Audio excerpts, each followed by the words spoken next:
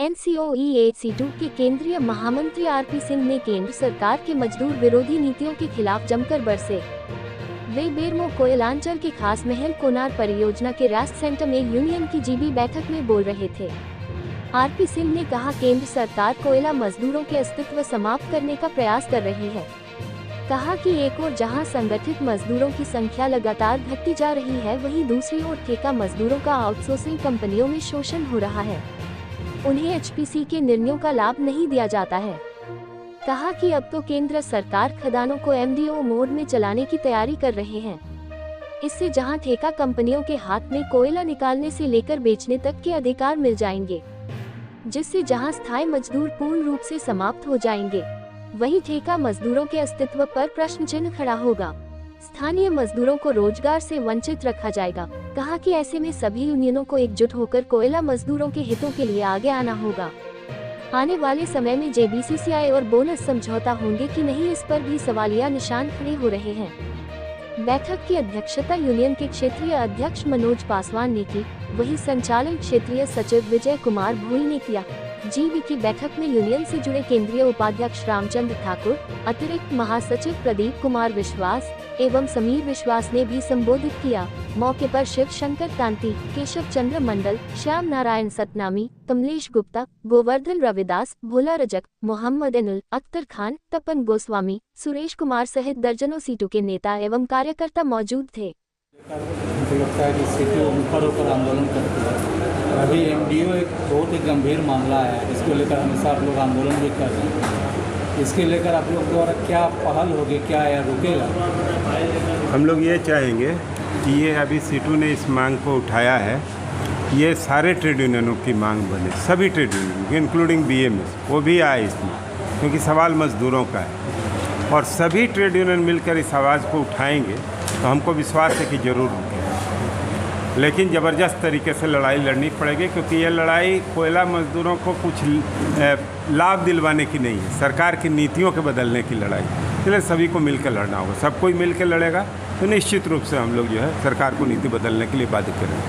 अभी आपने कहा कि संगठित मजदूर धीरे धीरे लगभग समाप्ति की ओर है। 2 लाख मजदूर बचे, उसमें आपने गिनाया कि 1,40,000 लगभग इस तरह आए, अनुकंपा पर आए, है ना।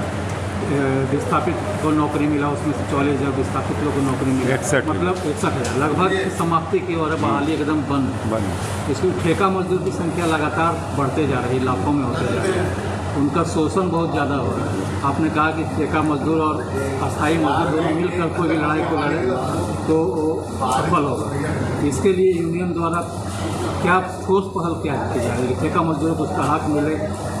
हम लोग ठेका मजदूरों से लगातार संपर्क में हैं और हम उनकी मांगों को लेकर, समान काम के लिए समान वेतन की मांग को लेकर ये लड़ाई छेड़ेंगे। जब ठेका मजदूर, वो इस परिस्थिति आएगी कि ठेका मजदूर और अस्थाई मजदूर, हमारी कोशिश है कि वो परिस्थिति जल्दी से जल्दी आए कि दोनों तरह के मजदूर, ठेका मजदूर और अस्थाई मजदूर, ये समझें कि कोयला उद्योग में मेरा बराबर का हक है। दोनों मिलकर साथ लड़ें और उनको समान काम के समान वेतन देने के नाम पर अस्थाई मजदूर भी हड़ताल करें, ठेका मजदूर भी हड़ताल करें, कोल इंडस्ट्री को बंद करें, तब हमको सफलता मिलेगी। हम उनको अपने साथ ला सकेंगे और तब जो है कोल इंडस्ट्री को बचाया जा सकेगा। अदरवाइज बहुत कठिन स्थिति है कोल इंडस्ट्री की। JBCCI में क्या मजदूरों के जो मुद्दे हैं, क्या सही से उठ पाता है?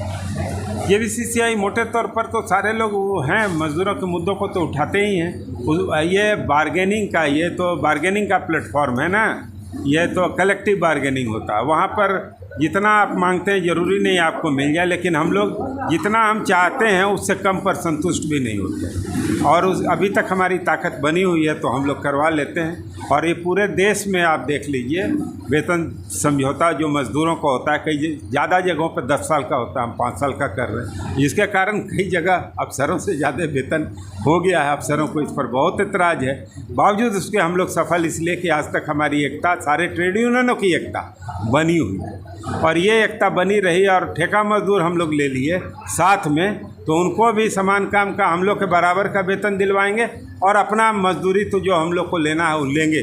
सवाल है एकता बनाने की। सभी यूनियनों की एकता होनी चाहिए, सभी मजदूरों की एकता होनी चाहिए, चाहे वो ठेका मजदूर है चाहे अस्थाई मजदूर है। आगे क्या रणनीति है? अभी हम लोगों का है कि एमडीओ और रेवेन्यू शेयरिंग को बहुत लोग नहीं समझते। रेवेन्यू शेयरिंग में तो इंटायर ओनरशिप प्राइवेट को चल जाएगा। अभी तो बोल रहा है अबंडेंट माइंस को देंगे, लेकिन अभी 2-3 माइंस को चिन्हित किया गया है, वर्जिन माइंस को ज़मीन ही उसको दिया जा रहा है। मतलब एमडीओ में जो नहीं आ रहा है सब रेवेन्यू शेयरिंग में वो लोग देकर पूरे देश के कोल इंडस्ट्री को डी नेशनलाइज कर रहा है, निजी हाथों में दे रहा है। और सबसे बड़ा प्लेयर तो अडानी है। अडानी चाहते हैं कि कोल इंडस्ट्री पर कब्जा करें। पावर सेक्टर है, उनका कब्जा जो है हो ही चुका, ऑलमोस्ट करवाया जा चुका है। ये में सोलर एनर्जी में करवाया जा चुका। सब तरह का जितना इंफ्रास्ट्रक्चर है उनका काबिज हो गए हैं। वो कोयला एक बचा हुआ, कोयला पर भी काबिज हो रहे हैं और सरकार पूरी मदद कर रही है उनकी। ये तो कोयला मज़दूरों का रेजिस्टेंस है कि यहाँ पर उस तरह से लागू नहीं हो सका जैसा सरकार की योजना थी। कोयला उद्योग का भविष्य कैसा देखते हैं? कोयला उद्योग का भविष्य इस बात पर डिपेंड करता है कि सभी मजदूर, ठेका और मजदूर और अस्थाई मजदूर कितना यूनिटी बना पाते। अगर यूनिटी बना पाए तो फिर आने वाले समय में निजीकरण में और निजी हाथों में ठेका के द्वारा काम कराना बंद करके सभी अस्थाई रूप से काम करेंगे। हम लोग की कोशिश ये होगी कि बहाली जो हो अस्थाई हो, और जो ठेका मजदूर काम कर रहे हैं उनको भी अस्थाई, पहले समान काम के बदले समान वेतन और फिर अस्थाई करने, ये दोनों मांग हम लोग उठाएं। अब उनको लेकर ही लड़ने का समय है। उनके बगैर कोल इंडस्ट्री में कोई लड़ाई नहीं हो सकती।